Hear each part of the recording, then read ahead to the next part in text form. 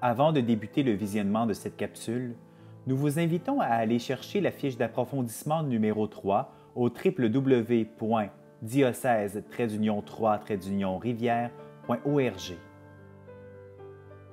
Vous pouvez aussi demander la fiche d'approfondissement numéro 3 en envoyant un courriel à secrétariat pastoral à commercial diocèse-tr.qc.ca. Bon ressourcement.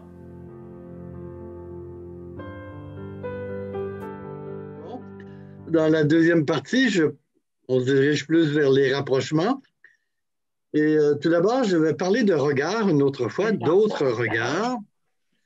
Et ensuite, je vais terminer avec les mystères lumineux, ce dont il y avait été question le 7 octobre.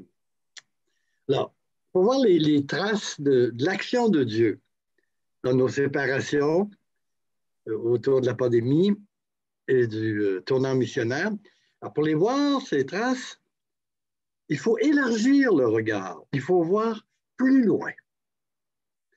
Le regard chrétien, c'est d'avoir les yeux bien ouverts, avec réalisme, mais c'est aussi d'être capable de voir l'invisible.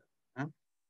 Et j'en parle à partir d'autres témoins bibliques, comme tantôt, qui nous invitent à élargir le regard et avoir confiance. Alors, j'ai d'abord Saint Paul, puis ensuite Abraham et Sarah. Alors, Paul, Abraham, Sarah, P-A-S, c'est pour faire un pas. Alors, commençons avec Saint Paul. Dans 2 Corinthiens 4, 18, 2 Corinthiens 5, 9. Bon, c'est un passage de Paul qui est un peu difficile là, dans sa lettre, mais en même temps, c'est qu'il parle d'un passage difficile à vivre dans nos vies, là, celui de la mort et de la résurrection. Il évoque la détresse dans l'effort pour construire l'Église, perte de gémissement, ben, c'est pas facile. Mais à travers tout ça, il rappelle l'invisible, ce qui ne se voit pas en 4-18. Hein? Notre objectif n'est pas ce qui se voit, mais ce qui ne se voit pas. Ce qui se voit est provisoire, ce qui ne se voit pas est éternel. Alors, il y a plus à voir que ce qu'on voit. Il y a aussi ce qui ne se voit pas et qui demeure. Et ça l'amène, lui, à en appeler à la confiance. À ne pas rester collé sur ce qui est immédiat et provisoire. Hein? Alors, il dit un peu plus loin, hein? Aussi donc, nous sommes pleins de confiance. Hein? Il n'y a pas deux fois. Hein? Quand nous cheminons par la foi, par la confiance, et nous sommes pleins de confiance. Nous sommes pleins de confiance et, attendez, je retrouve, alors que nous cheminons par la foi, non par la vue. On ne peut pas cheminer par la vue, on ne le voit pas. L'espérance de la résurrection ou tout ça même, mais nous cheminons par la confiance parce qu'il y a plus à voir que le visible. Hein?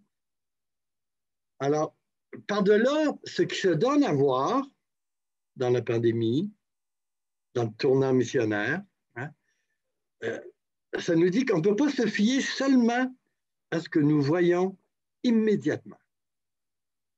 Parce que l'invisible qui ne se voit pas peut être aussi réel que le visible et peut nous aider à faire confiance.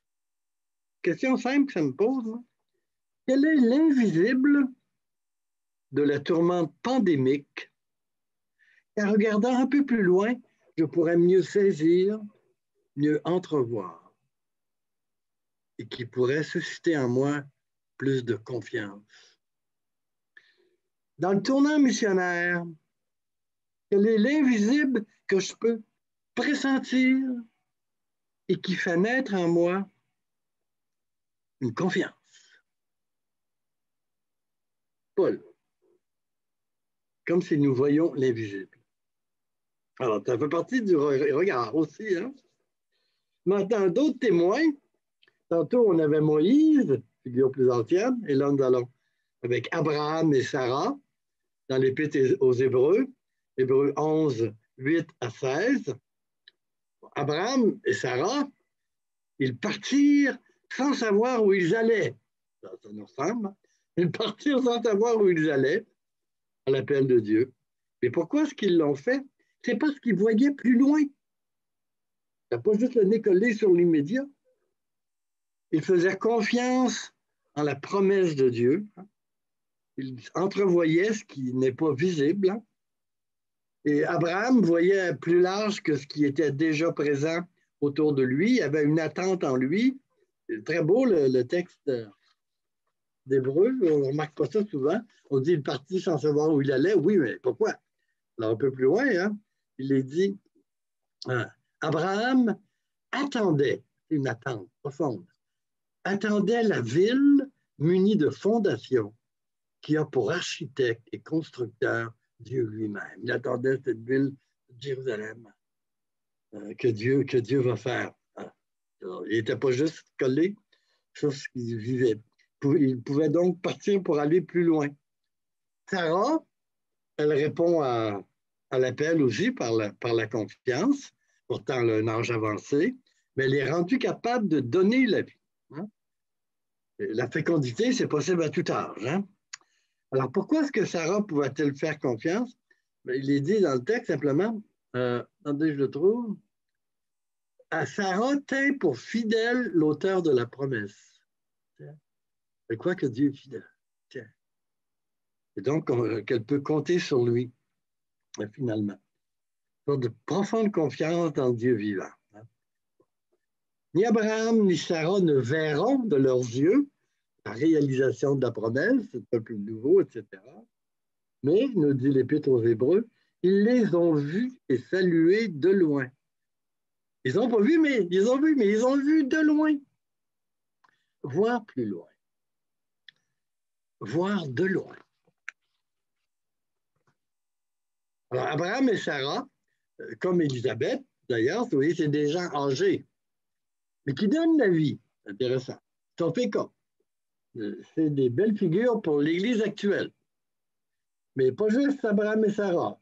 Marie, Moïse et Paul, eux aussi sont des belles figures pour l'Église actuelle. On ne veut pas qu'il y ait de jaloux.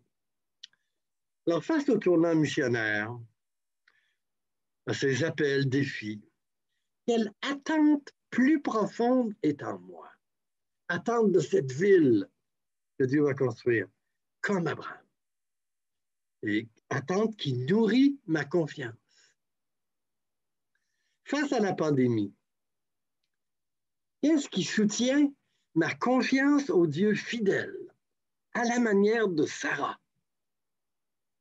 Quelles en sont les sources? Alors, laissons-nous toucher par ces témoins et par leur regard qui voient et qui voient de loin. Maintenant, revenons sur les deux mystères lumineux du 7 octobre. Le troisième, l'annonce du royaume. Le cinquième, l'institution de l'Eucharistie. Alors, je me sens sur un point. Quel rapprochement ces deux mystères évoquent-ils? D'abord, l'annonce du royaume. Hein? L'annonce, qu'est-ce qui est annoncé? En même temps, c'est intéressant. Ça touche directement notre sujet. Jésus proclame le règne de Dieu est tout proche, proche, comme dans rapprochement, comme dans proximité. Jésus parle du grand rapprochement. Avec son règne, Dieu lui-même se fait proche en Jésus et sa bonne nouvelle. Alors, c'était vrai au 1er siècle, ça le demeure aujourd'hui. Alors, ce mystère de l'annonce du royaume nous invite à reconnaître, avec nos yeux, les gestes et les paroles, les actions et les projets, les réconciliations et les libérations, les pardons et les guérisons, qui font qu'on peut dire le règne de Dieu se fait tout proche. C'est comme des clignotants qui signalent, le règne de Dieu se rapproche tout près de nous. Mais pour voir cette proximité du règne, avec ces signes, les clignotants, j'ai besoin du regard réaliste, les yeux bien ouverts de Marie et de Moïse, et j'ai besoin du regard confiant, voyant plus loin et voyant de loin, voyant l'invisible, de Paul, d'Abraham et de Sarah. Est-ce que je pourrais nommer des signes, des exemples, des formes de cette proximité du règne de Dieu dans mon entourage, dans mon milieu de travail, de loisirs, les groupes et les initiatives dans la société, la famille. Que je peux nommer des rapprochements du règne qui se fait tout proche en lien à ce qui entoure la pandémie. Pour reconnaître des rapprochements du règne de Dieu en lien au tournant missionnaire. Autre mystère, l'institution de l'Eucharistie. Bon, ici, les rapprochements, ils sont liés à la communion au corps du Christ, qui construit, qui exprime l'assemblée, qui la constitue comme une ecclésia. Alors ici, les rapprochements, ils sont de l'ordre relationnel, participatif, c'est l'éclosiologie de Saint Paul, le corps. Alors dans ce corps, en même temps, on est unis au Christ et unis les uns aux autres, de façon inséparable. Et nous rendons grâce comme corps, Père créateur et miséricordieux. Alors, ces rapprochements s'inscrivent dans la ligne d'une fraternité des disciples de Jésus. Alors, chacune de nous a déjà vécu des expériences de fraternité, de communion, dans les petits groupes, dans des assemblées plus larges, dans des pèlerinages, dans des rencontres de cuisine. Alors, autour de la pandémie, est-ce que je peux nommer de telles expériences que j'ai vécues, même à distance? On peut vivre cette communion par le regard sur l'autre et du fond du cœur. Et dans les expériences jusqu'à maintenant du tournant missionnaire dans l'église de Trois-Rivières, est-ce que je peux identifier des activités, projets, des temps, des lieux où se montre, même discrète, une communion fraternelle? Soit une communion fraternelle qui commence, je peux commencer, ou qui est en croissance, ou qui est portée par de longues fidélités.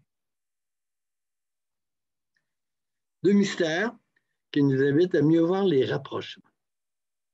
En terminant, je vois qu'ici l'évangile de dimanche dernier, sur le grand commandement. Alors, je fais un lien avec notre thème, parce qu'on voit là-dedans Jésus qui brise des séparations. Jésus qui opère des rapprochements entre Dieu, le prochain et soi-même. Pour Jésus, ce ne sont pas des entités séparées, même si distinctes, mais nouées ensemble. Ce sont trois inséparables. Ils sont liés par l'amour, parce que dans les trois cas, il s'agit d'amour, amour de Dieu, amour du prochain, amour de soi-même. Il y a trois, pas juste deux. Alors, je signale ça parce qu'à mon avis, c'est bien contraire à des courants spirituels, même dans le christianisme, qui placent les trois séparés l'un de l'autre ou qui placent les trois en compétition, l'un contre l'autre. Ben, c'est Dieu, Dieu contre. Ou bien, le prochain. Ou bien, moi. Non. Dans les perspectives de l'Évangile, c'est pas ça. On n'a pas à choisir l'un des trois pour qu'il prenne toute la place ou à écarter l'un des trois. Ils forment une alliance vivante, vivifiante. Alors, dans notre contexte de pandémie et tournant missionnaire, avec nos tiraillements, nos incertitudes, alors cet évangile nous rappelle l'essentiel. Disait le 7 octobre que les situations d'urgence nous invitent à tenir l'essentiel. L'essentiel, il ne faut pas séparer ce que Dieu unit et il faut travailler au rapprochement des trois. Dieu, le prochain et soi-même. Le faire en nous-mêmes, le faire dans nos équipes, le faire dans nos projets. Car si l'un des trois est absent, la pandémie va nous isoler encore plus. Si l'un des trois est absent, le tournant missionnaire va tourner en rond et va piétiner. Rapprocher de plusieurs manières. Un autre genre de rapprochement à ne pas oublier. Alors, à travers les séparations, les rapprochements, Alors, l'esprit fait son travail pour que nous devenions tutti fratelli, qui sera le thème du prochain colloque. Alors, des regards qui voient plus loin avec Paul, Abraham et Sarah, et des mystères qui suscitent des rapprochements. Nous vous invitons maintenant à prendre le temps d'approfondir le tout à l'aide de questions qui vous seront proposées dans les prochaines secondes. Vous pouvez les prendre en note ou aller télécharger la fiche d'approfondissement numéro 3 sur le site www.diocèse-3-rivière.org.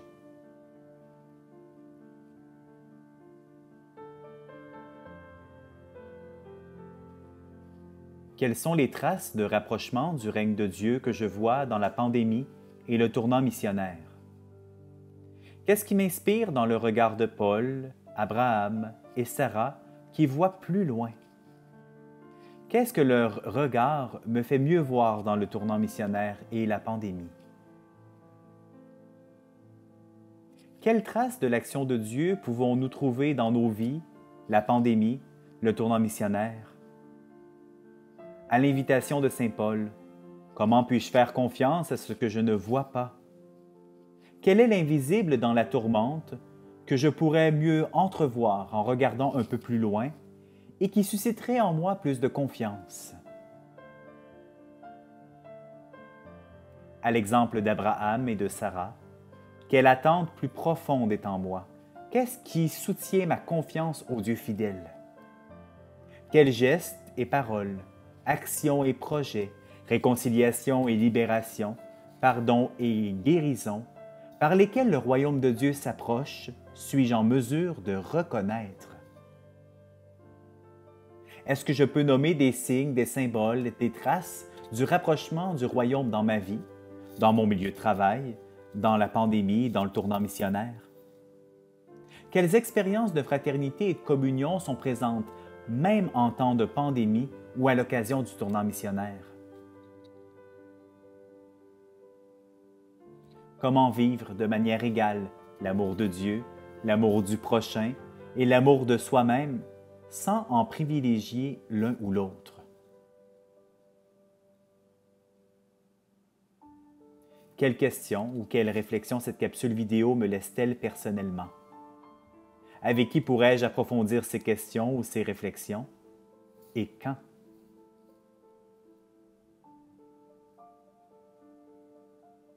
Quel défi, quel appel personnel l'approfondissement de cette vidéo me laisse-t-il? Quel défi, quel appel d'équipe ou pour ma communauté chrétienne, l'approfondissement de cette vidéo nous laisse-t-il? Bonne réflexion.